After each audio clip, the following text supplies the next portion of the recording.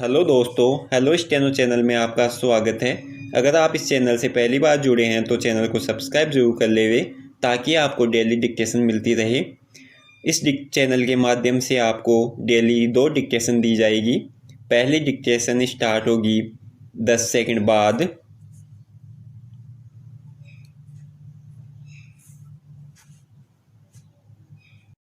Start.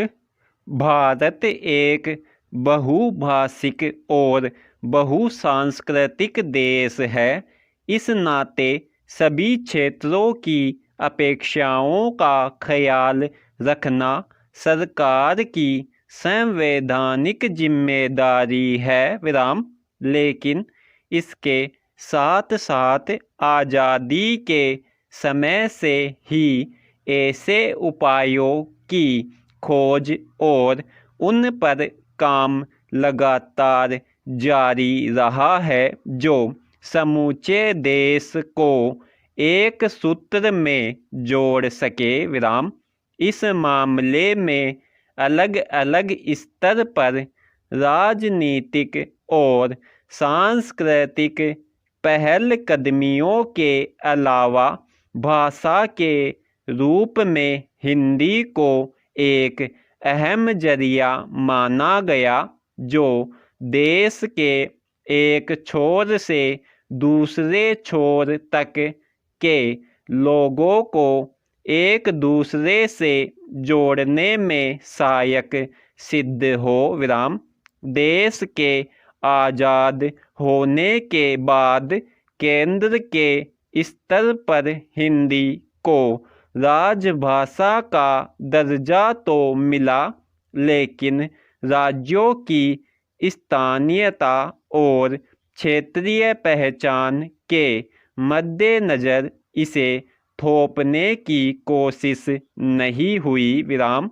हालांकि यह उम्मीद जरूर की जाती रही कि अलग अलग राज्यों में राजकाज की भाषा को लेकर धीरे धीरे एक रूपता आएगी और इस पर विवाद की गुंजाइश को कम किया जा सकेगा विराम पैरा।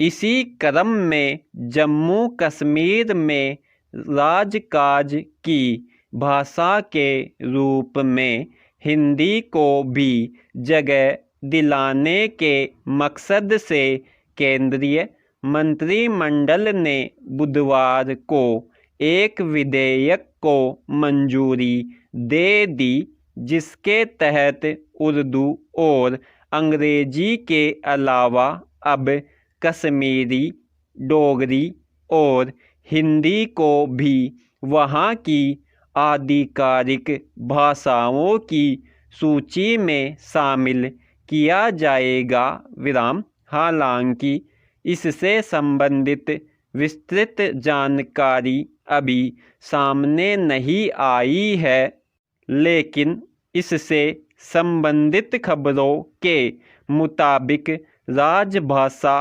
विधेयक 2020 में एक व्यवस्था यह है कि कश्मीरी, डोगरी और हिंदी को जम्मू कश्मीर की आधिकारिक भाषाओं की सूची में डाल दिया जाएगा विराम। दरअसल कश्मीरी और डोगरी को लेकर क्षेत्र की जनता की यह मांग लंबे समय से रही है, लेकिन अब से पहले इस पर कोई ठोस निर्णय नहीं हो सका था विराम। जबकि एक रिपोर्ट के मुताबिक वहाँ डोगरी बोलने वालों की संख्या करीब 50 लाख और कश्मीरी बोलने वालों की तादाद 45 लाख से ज़्यादा है विराम। जाहिर है अब कश्मीरी, डोगरी के साथ साथ हिंदी को भी इसमें शामिल करना न केवल स्थानीयता के तकाज़ों का ख्याल रखने बल्कि जम्मू कश्मीर को राष्ट्रीय मुख्यधारा में और करीब लाने का जरिया बन सकता है। विराम समाप्त। अब जो नेक्स्ट डिक्टेशन दी जा रही है वो 100 वर्ड पर मिनट की स्पीड में होगी। इस डिक्टेशन की PDF आपको हमारे व्हाट्सएप ग्रुप या टेलीग्राम ग्रुप पर मिल जाएगी और इसके साथ ही इन दोनों डिक्टेशनों की जो आउटलाइन है वो भी हमारे टेलीग्राम या व्हाट्सएप ग्रुप पर मिल जाएगी, जिसका लिंक डिस्क्रिप्शन में दिया गया है। आप वहाँ से व्हाट्सएप ग्रुप और टेलीग्राम ग्रुप से ज्वाइन हो सकते हैं। तो आज की डिक्टेशन स्टार्ट होगी 10 सेकंड बाद।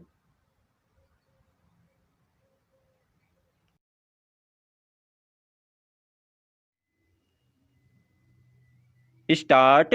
मौजूदा संकट के दौर में अब महामारी का सीधा असर अवसाद के रूप में देखा जा रहा है। विराम। पिछले दिनों देश में कोरोना के असर या डर के कारण मौत को गले लगाने के मामलों में तेजी से बढ़ोतरी देखने को मिली है। विराम।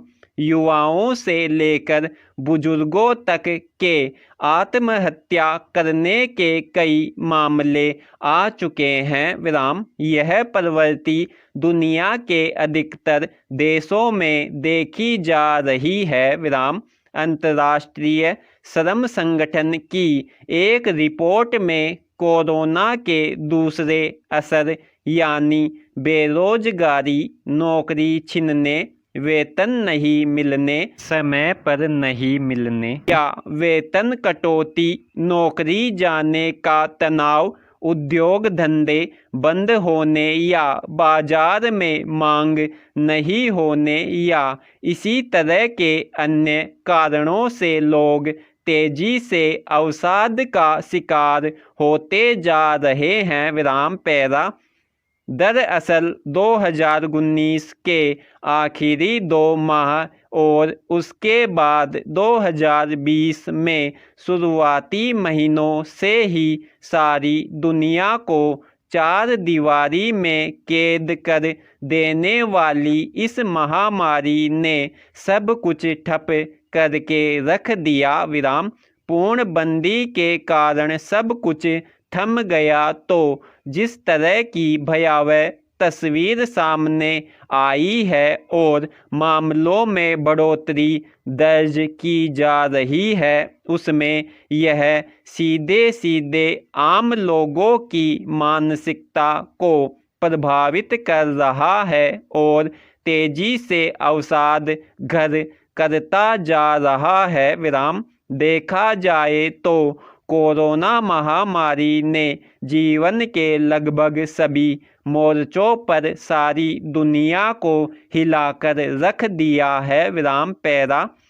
इससे पैदा हुई स्थिति ने इस अवधारणा तक को चुनौती दे दी है कि मनुष्य एक सामाजिक प्राणी है और लोगों को समूह के स्थान पर अब एकाकी या यूँ कहें कि अपने परिवार तक सीमित कर दिया है। विराम। किसी से भी मिलने से डर तो दूर की बात, अधिकांश समय घर में बंद या फिर थोड़ा बुखार, खांसी या इस तरह की स्थिति होते ही कोरोना का भय सताने लगता है। विराम। दूसरी ओर कोरोना पॉजिटिव पाए जाने पर अस्पताल की या इलाज की जो तस्वीर सामने आ रही है और जिस तरह से मरीज घर परिवार मिलने जुलने वालों से पूरी तरह काट दिया जाता हो, उसकी वजह से भी लोगों का मानसिक तनाव और अवसाद बढ़ रहा है और उसके ठीक ठीक होने की अवधि में ज़्यादा समय लगता है। विराम। पैरा। दरअसल लोग कोरोना से इस कदर भयक्रांत हो गए हैं कि वे इसके बारे में सोच सोच कर ही अवसाद में जाने लगे हैं। विराम। देखा जाए तो कोरोना से लड़ने के लिए जिस तरह का सकारात्मक माहौल बनना चाहिए वह दुनिया भर के देशों में अभी तक नहीं बन पा रहा है। विराम। सुबह उठते ही सबसे पहले कोरोना प्रभावितों के आंकड़े सामने आते हैं, फिर उनमें से मरने वालों के आंकड़े होते हैं और उसके बाद फिर ठीक होने वालों के आंकड़े होते हैं। विराम। इसके साथ ही जिस तरह से कोरोना प्रभावित को अस्पताल ले जाया जाता है, संक्रमित व्यक्ति की मौत के बाद शव के साथ जिस तरह की स्थिति आती है, उसके दृश्य लोगों के भीतर घबराहट भर देते हैं। विराम। पैरा। कोरोना के दुष्परिणामों के कारण लोगों की नींद उड़ने लगी है तो व्यक्ति एकाकी होने लगे हैं। विराम। घर का वातावरण भी बोझिल होता जा रहा है और बाहर निकलते ही डर लगने लगता है। विराम। इससे अवसाद के सामान्य लक्षण बेचैनी, नींद नहीं आना, नकारात्मक विचार आदि तो अब आम होता जा रहा है। विराम। ऐसे में मनोवैज्ञानिकों और मनोविश्लेषकों के सामने चिकित्सकों से भी अधिक चुनौती उभर कर आई है। विराम। जब यह तय है कि अभी लंबे समय तक हमें कोरोना के साथ ही जीना है तो हमें सोच में सकारात्मकता लानी होगी। विराम। समाप्त।